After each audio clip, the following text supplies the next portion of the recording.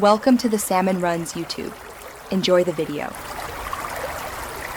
You start by preparing the phone. Make sure battery is at least 20% and any critical data is backed up.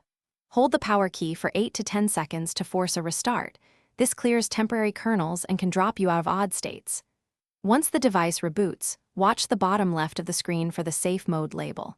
If it's gone, you're done. If it remains, make sure you didn't hold volume keys during startup and proceed to disabling apps. You need to isolate the culprit app because third-party apps often trigger safe mode. Open Settings then Apps and sort by most recent installs so you target likely offenders first. For each suspicious app, tap Force Stop, then uninstall. This prevents background services from re-entering safe mode.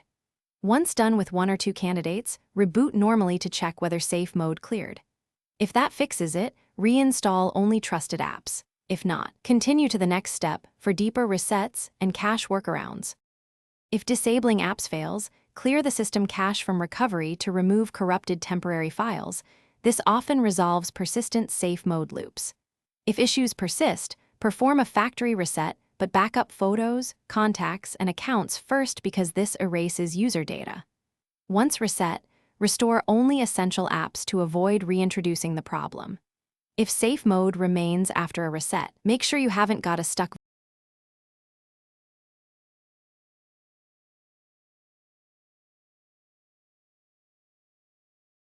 Thanks for watching. Consider subscribing if we helped you.